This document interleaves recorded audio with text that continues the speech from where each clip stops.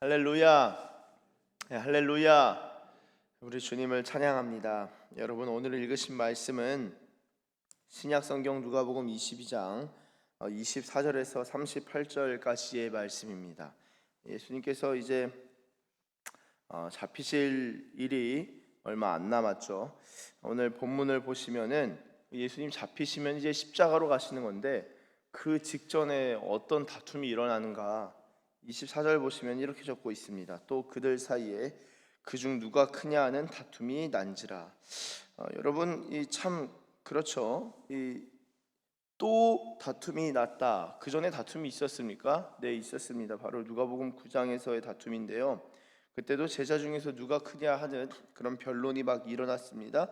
그때 예수님이 하신 일이 어린아이 하나 데려다 두고 누구든지 내 이름으로 이런 어린아이를 영접하면 나를 영접하는 것이다. 그래서 그 이후에 하신 말씀이 너희 모든 사람 중에 가장 작은 그가 큰 자다라고 예수님 말씀하신 바가 있습니다. 그런데 이제 예수님께로부터 많은 가르침을 받고, 그리고 예수님의 기적도 보고 예수님께서 하신 비유의 말씀에 대해서 풀이와 해설도 듣고 했는데, 여전히 그 마음에 있는 누가 크냐, 내가 크다, 내가 크고 싶다라는 마음이 여전히 있는 거예요. 십자가를 이제 앞에 두고 있는 상황인데도 다툼이 일어나니까 25절 예수님 뭐라고 말씀하십니까?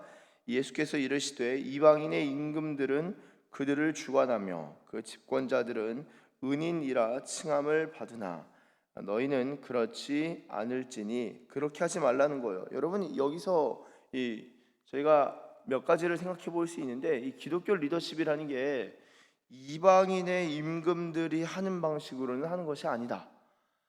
그리고 예수님께서 다스리시는 것이 우리가 생각하는 그런 방식의 어떤 리더십이 아니다. 지금은 뭐 리더십에 대한 개발이 워낙 많이 됐는데요.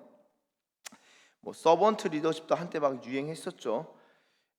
이방인의 임금들이 어떻게 다스립니까? 가장 중요한 게, 사람을 다스리는 가장 그 원초적 리더십이 이방인 임금들은 그냥 힘입니다. 파워로 누르고 파워로 끌어당기고 파워로 내치고 하는 것이죠. 이 파워를 쓰는 것이 기본적인 그런 리더십인데, 그것이 그들이 주관하고 다스리고 통치하는 방법인데요. 사실 예나 지금이나 크게 다를 게 없죠. 그런데 그렇지 않아야 한다, 그렇지 않아야 한다. 여러분, 그렇다면요, 생각해 보세요. 어떤 경우에는 힘이 있는데 이거 어떻게 해야 됩니까? 그렇지 않을지니 너희 중에 큰 자는 이 젊은 자와 같대요. 여러분, 이 젊은 자가 무엇입니까? 뭐 젊은 자의 패기, 열정 이런 걸까요? 이 젊은 자가 헬라어로 네오스입니다. 네오스는 어리다라는 뜻이에요. 어린아이 같을지니라는 의미입니다. 예수님이 갑자기 이전에는 어린아이와 같아야 된다, 이제는 시간이 좀 지났으니까 어린아이도 좀 컸으니까 젊은 자가 아니요. 같은 의미. 네오스, 어린 사람, 젊은 사람. 진짜 큰 자는 어린 자와 같고 다스리는 자는 섬기는 자와 같을지니라. 여러분, 이 리더십 다스림을 섬김의 차원에서 이야기합니다. 자, 그럼 예수님의 섬김은 무엇입니까? 파워로 섬기는 것이 아니라 예수님의 기본적인 성품은 온유와 겸손으로부터 비롯된 섬김입니다. 온유와 겸손으로부터 비롯된 섬김. 우리가 천국 가면 왜 좋을까요? 물론 이제 우리가 사랑하는 주님을 만나고, 또한 우리가 보고 싶었던, 그리워했던 우리의 먼저 주님께로 간 그런 지체들을 만날 수 있는 것도 좋은데요. 천국이 좋은 것은 하나님과 하나님의 그 영적 피조물들이 우리를 섬겨줄 것입니다. 그리고 또 더 행복한 이유는 우리 또한 타인을 섬기는 자가 될 것입니다. 그러니까 그 기쁨을 천국에서 아주 충만하게 흘러넘치게 경험할 텐데, 이 땅에서 하나님 나라를 이룬다, 이 땅에서 천국같이 산다는 것은요, 누군가를 섬기는 거예요. 어제 저희가 전교인 대청소를 했죠. 이렇게 보면은 그 청소할 때, 청소하고 나면, 제가 어제 이제 예배가 딱 끝났는데 저희 어떤 영적 컨디션, 저의 개인 컨디션이 아니라 교회 분위기가, 그냥 느낌이 교회가 굉장히 활기차다. 교회가 굉장히 활기차다. 청소가 다 끝났는데도 굉장히 활기차다라는 느낌을 몇 번을 받았어요. 그래서 제가 집에 가서도 아내한테 예배가 딱 끝나자마자 느낀 게, 어제는 그냥 좀 이렇게 맥락이나 그런 설명이 좀 있었잖아요. 설교는 좀 그냥 쭉 평이하게 쭉 한 것 같은데 교회의 분위기가 되게 활기찬 느낌을 자꾸 받았다라고 제가 어제 그런 이야기를 했습니다.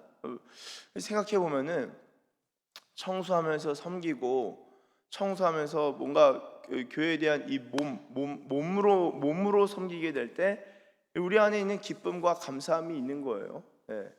이게 작년에도 그런 느낌을 받았는데 땀 뻘뻘 흘리면서 참고 있는 거 다.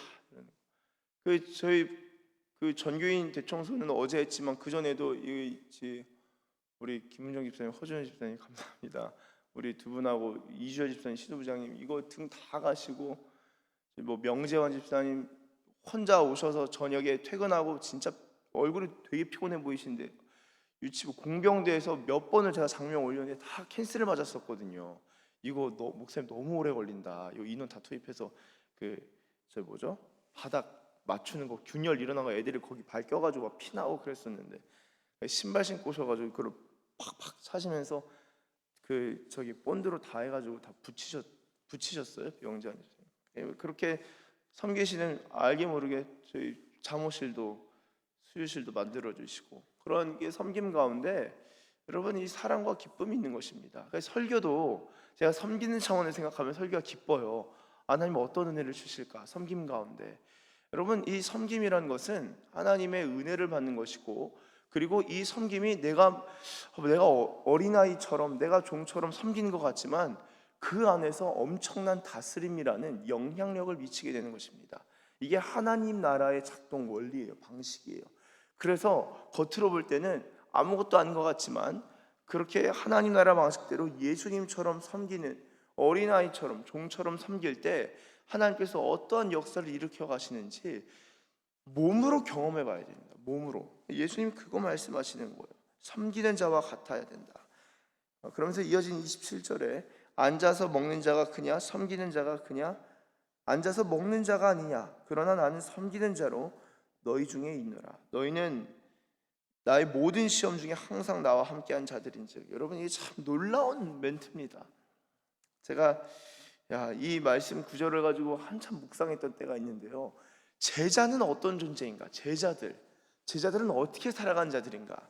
예수님의 시험에 함께한 자들이다. 자, 예수님 당시 예수님의 12제자들은요 예수님의 시험 때에 늘 함께 있었다. 자, 그러면 오늘날 우리들은 어떨까요? 예수님의 시험에 함께, 예수님 시험 다 이기셨잖아요. 하겠지만 어떤 면에서 우리가 진정한 제자로 거듭나고 진정한 제자로 성장하는 과정 가운데서는 예수님이 이 성경에서 말씀에서 보여주신 시험의 종류들을 하나하나 경험하면서 이겨가는 이 십자가를 지고 예수님을 따르는 존재들이 아닌가. 여러분 예수님의 광야 시험, 이 세 가지 시험, 그리고 예수님께서 이 힘을 보여주실 수도 있는데도 충분히 나중에 이제 빌라도 법정에서 12군단 되는 12군단 더 되는 천사들을 부를 수 있다. 내 한마디면은 몇 개의 12군단, 12사단, 12군단을 다 부를 수 있다. 근데 내가 그렇게 안 한다. 그렇게 하면은 아버지의 뜻이 이루어지겠냐?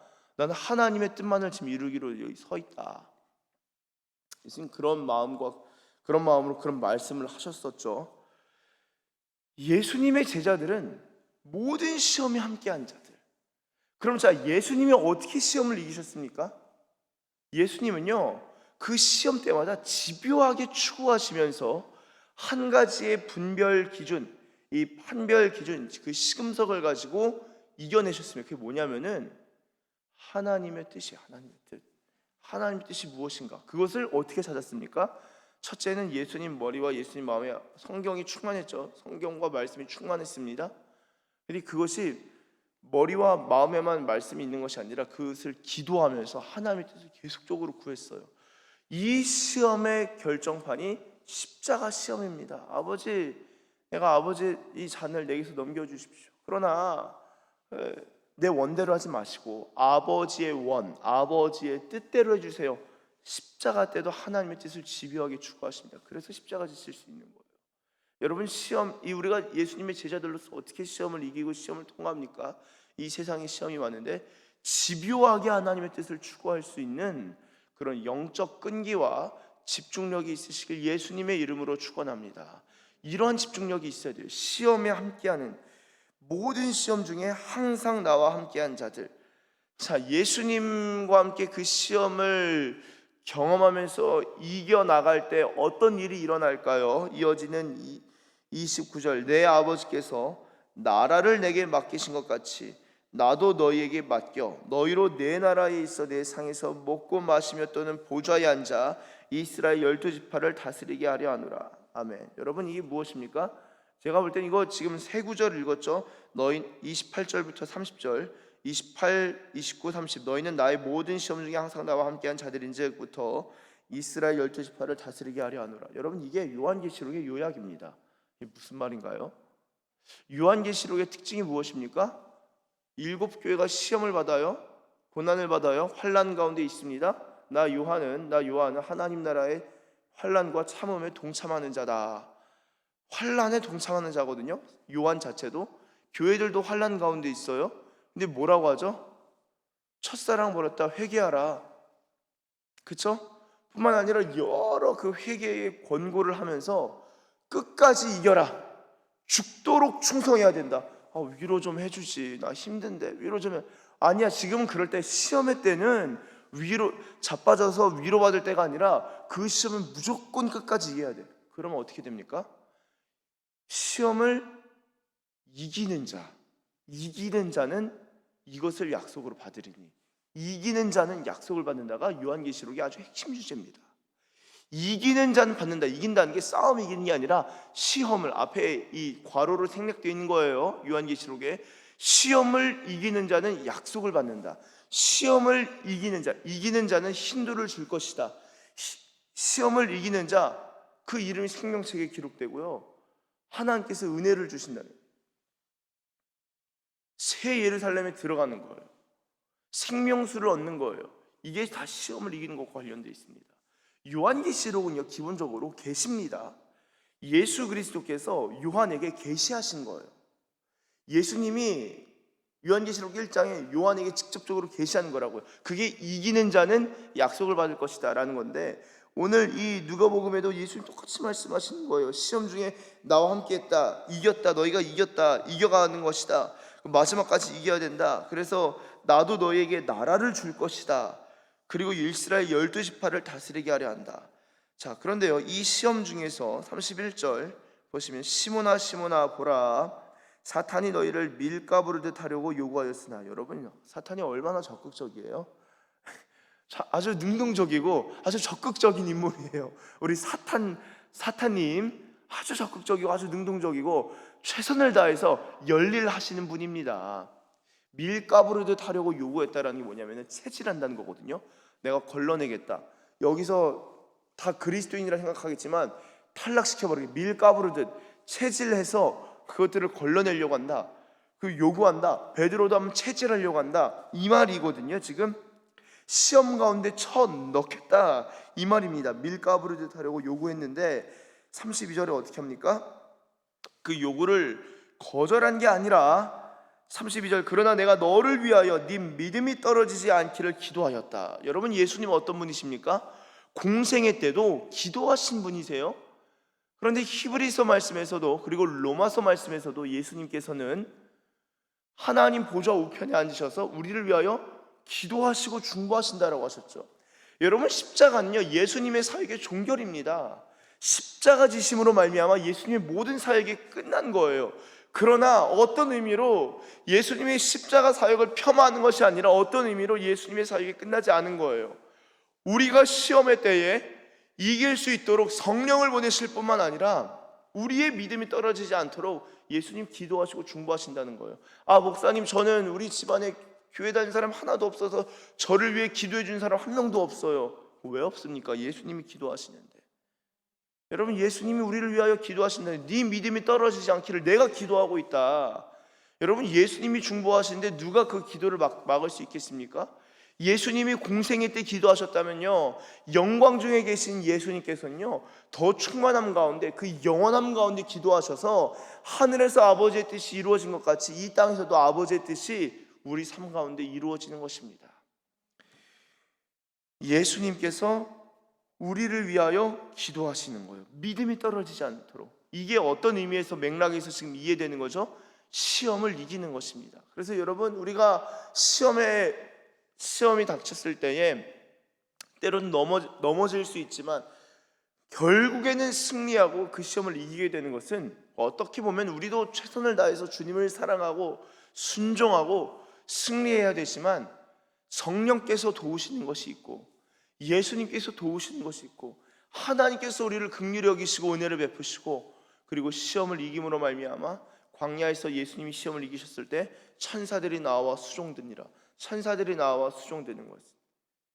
그렇죠? 여호와의 천사가 주를 경외한 자를 둘러 진친다. 시편 말씀에도 주님을 경외하는 그런 사람은 이미 영적인 선순환에 들어가게 돼서 삼위일체 하나님이 도우실 뿐만 아니라 천사들이 돕는 거예요. 필요할 땐 하나님이 돕는 손길, 우리 주변에 우리 동력자들까지도 붙이시는 겁니다. 여러분, 내가 혼자라 생각할 때도 주님이 함께 하시는 거예요. 기도하시면서 도우시는 것입니다. 그러니까 뭐라고 말씀하시냐? 기도하였노니 너는 돌이킨 후에 내 형제를 굳게 하라. 무엇입니까? 네 형제도 시험에 이길 수 있도록 도우라는 거예요. 여러분, 저와 여러분 다 우리 인생에 온갖 종류의 시험이 있지만 그 많은 시험 가운데서 정말 승리할 뿐만 아니라 상대방도 우리의 지체들도 시험에 이기는 자가 될 수 있도록 도울 수 있는 영적으로나 육적으로나 성장하고 승리하는 저와 여러분들 되시길 예수님의 이름으로 축원합니다. 그러니까 이제 그 말 예수님이 하시니까 또 베드로가 확 그 열정이 확 일어난 거예요. 알죠?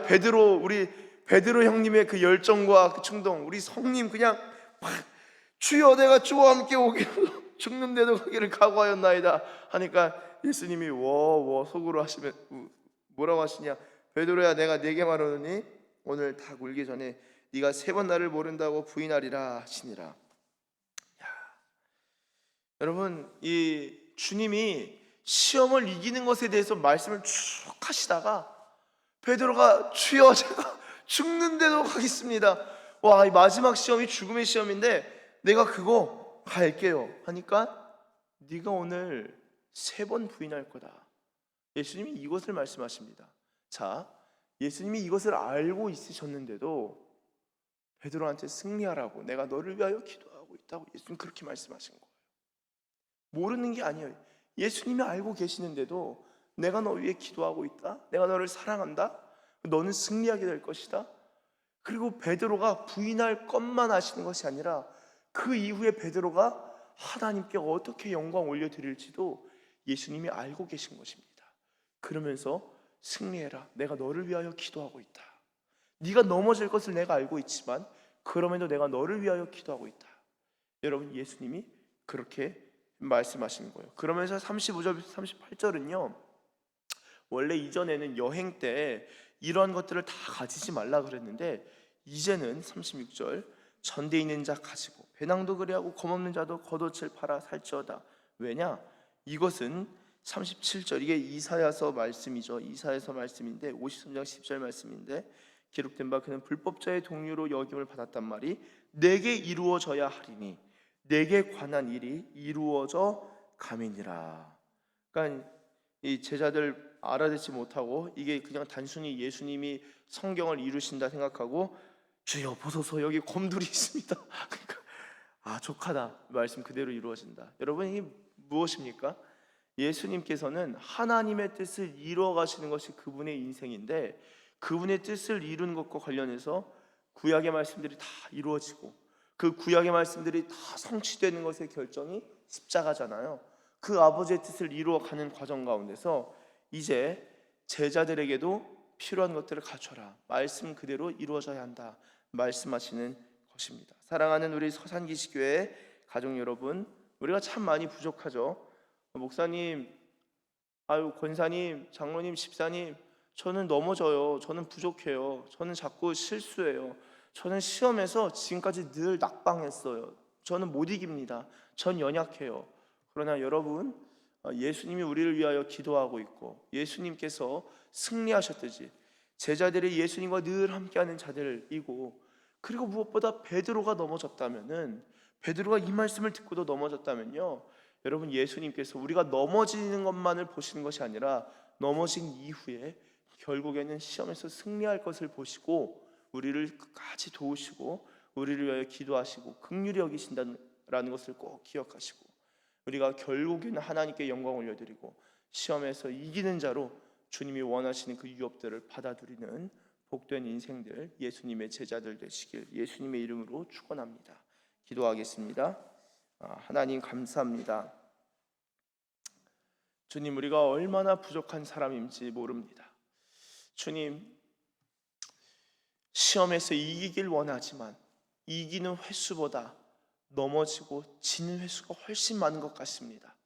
사탄이 밀가부르듯 하려고 요구하였으나 하나님, 그 요구 속에서 하나님, 우리가 참 부족함을 발견하는 일이 얼마나 많은지 하나님 부끄럽기도 합니다. 그러나 주님, 이 새벽에 우리가 예수님의 이름을 부르고 예수님의 모든 종류의 것들에 항상 함께하는 예수님, 영으로 우리와 함께 하시는데 그 예수님이 이끌어 가시는 우리의 삶이 예수님께서 하나님의 뜻을 성취하셨다면 우리도 우리의 삶을 통하여 하나님의 뜻이 성취되기를 원하고, 우리 자신 또한 하나님의 뜻에 대한 집요함이 있고 집중력이 있고 하나님의 뜻을 추구하고 기도하고 말씀을 통하여 깨달은 그 말씀을 붙들고 다시 기도하며, 주님께서 우리의 삶을 중보하실 때 하나님의 뜻이 이루어지도록 중보하시는 그러한 것들을 주님 우리의 삶 속에서 느끼며 결국에는 시험에서 승리하여 주께 영광 올려드리는 자들